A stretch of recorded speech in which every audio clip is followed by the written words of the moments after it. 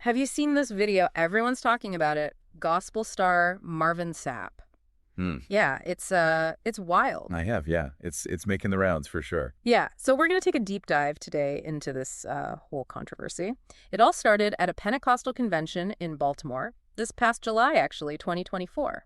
It's interesting how something that happened in a church setting has become this huge internet thing, right? Like different worlds colliding. It is, yeah. It's like everyone's got an opinion on it, regardless of whether they know anything about church conventions or gospel music, for that matter.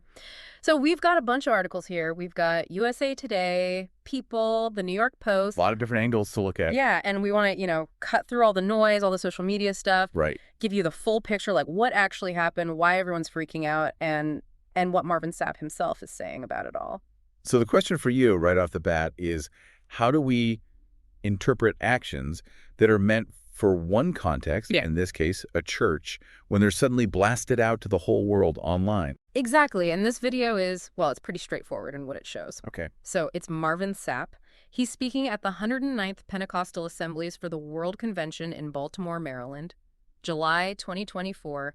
There are about 1,000 people there in person. Wow. Yeah, and another 1,000 or so watching online. And he basically asks everyone, both those who are there and those watching online, to donate $20 each. So he's looking to raise some serious money then. What's he saying he needs it for? Well, he wants to hit $40,000. Okay, so a pretty specific goal. Right. But then he says something that really gets people talking. He tells the ushers to close the doors, and he repeats it, like several times. Oh, close the doors. That's kind of intense. That's the part everyone is stuck on, right? It definitely makes you wonder if people felt pressured. Oh, absolutely. And he doesn't stop there. He then turns to the preachers who were there and asks them to each give $100. And he makes this statement: giving is worship. So you have the money request, the closed doors, and then this theological layer on top of it all. It's like he's linking giving money directly to their faith. Yeah. A lot to unpack there. Yeah. Well, you can imagine the internet explodes. Criticism, jokes, memes, you name it. A lot of people are really questioning his methods. Makes sense. The whole close the doors thing, especially in a society where we value freedom so much. If you feel like your freedom is being restricted, especially when someone's asking for money, you're going to push back. Exactly. It's like people are comparing it to being held hostage. There's this one comment on X, someone said, Marvin's getting self-peeped if he thinks he can hold people hostage for money. Oof. Yeah, and I'm sure his success as a gospel artist isn't helping matters. People probably assume he's already wealthy. Right. Like, where's all that never would have made it money going? Someone even twisted that song title and wrote, never would have made it. I saw that one. Haha.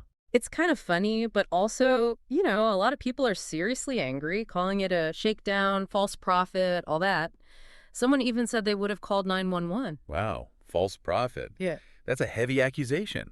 It's like they're saying he's using his position to exploit people. And, the close the doors thing just fuels that whole narrative of being trapped. Yeah, and the memes are everywhere. Kevin Stage did this whole skit about it, like a really aggressive usher demanding cash before you can leave. Yeah, saw that one. Memes can be so powerful. They take something complex, condense it into a funny image, and then boom, it goes viral, shaping the narrative. That's how we process things these days, I guess. Now, Marvin Sapp didn't just stay silent through all this. He went on Facebook on Wednesday, March 26, 2025. Good. So he's offering his side of the story. Yeah, and he says, his goal was never to hold anyone hostage. He says fundraising is just part of his job, part of being a minister at these conventions. Okay, so he's saying it's normal, expected even. Exactly. He calls it stewardship, not manipulation. Interesting word choice. Stewardship. Like Yeah. He's a caretaker of something bigger than himself.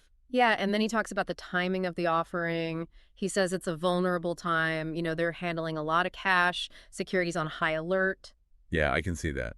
When you're dealing with large sums of money, especially in a crowded setting, you don't want chaos. Makes sense to keep things controlled. So he's saying that the close the doors thing was about safety and respect, not control. Okay. And he says, he gave more than $20 that night. Oh, so he's putting his money where his mouth is. Yeah, and he brings up the Bible, 1 Chronicles 29.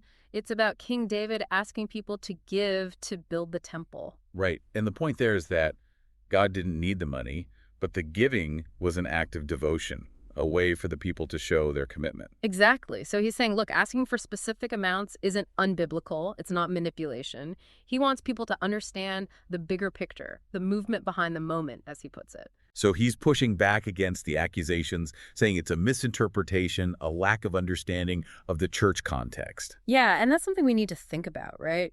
It's important to understand where this all took place. Black churches have a long tradition of tithes and donations. Absolutely. It's part of their culture, their history. We Yeah. can't just impose our own interpretations without understanding that context. And Marvin Sapp, he's not just some local pastor. He's a Grammy-nominated gospel star. Right, so there's a level of fame, of public scrutiny that comes with that. His actions are going to be seen through a different lens. The New York Post even mentioned that he performed at Diddy's birthday party back in 2019. Oh, wow, interesting. So he's rubbing shoulders with celebrities. Yeah, and get this, the song he sang was Never Would Have Made It. Huh, the irony. Right. And then you've got athletes like DJ Reed and Dwight Gooden. They've talked about how much his music means to them. So his influence goes way beyond the church walls. Yeah, that's important to note. He's got this platform, this reach that magnifies everything he does. Another thing to consider is the timing. The event was July 2024, but the video went viral in March 2025. The internet time machine strikes again. Right. It's like something about the current climate, maybe something that's going on now, made this video resonate in a way it didn't back then. It's how things go viral these days. Right. The context shifts, the algorithm picks it up, and boom, it's everywhere. And, we have to talk about the headlines. Some of them were pretty strong. The New York Post called it a hostage situation. Oof, yeah, that word carries a lot of weight. It instantly frames the whole thing in a negative light. So you've got these two sides. On the one hand, you have people who see the closed doors, the demand for money, and they think, this is wrong, this is manipulative, maybe even illegal. It goes against their values, right? But Freedom of choice, not being pressured into giving money, especially in a religious setting. Right, and then you have Marvin Sapp, who says, no, this is about safety, respect, stewardship. It's about understanding the church context. So it really comes down to different perspectives, different ways of seeing the same event. Exactly. And for you, the listener, what stands out to you? What does this whole thing say about how we interpret things, especially across different cultures and contexts? It's a really interesting case study in how actions can be perceived so differently. What's normal in one setting can be seen as completely unacceptable in another. So, to recap, you've got Marvin Sapp, July 2024, asking for donations, closing the doors, video resurfaces in March 2025, internet goes crazy, lots of criticism. And then you have his response, focusing on safety, respect, and stewardship. And this leaves us with a lot to think about. Faith, fundraising, public perception in the digital age, it's complicated. It really is. It makes you wonder, how do religious leaders navigate this new world where everything is recorded, everything can go viral? It's a whole new set of challenges. What does it mean to give? What's the role of a leader in asking for money? And how do we avoid these kinds of misunderstandings when a moment gets taken out of context and blown up online? Lots to ponder. Thanks for listening. Thanks for joining us for the deep dive. Today is your lucky day. Today is the day that our $3 website works for you, paying you directly to your PayPal daily. Imagine $3 ongoing continuous payments to your PayPal account. Imagine falling asleep and waking up to $300 in your PayPal account. How would this make you feel? How could this help you? What bills could you pay? What kind of fun could you have? What does that retirement look like now? All for a one-time payment of $3. This website is DFY done for you, fully built and completely hosted, and never stops collecting payments for you. You have spent $3 on coffee on a regular, but that coffee won't help you create multiple streams of income. Click the link below.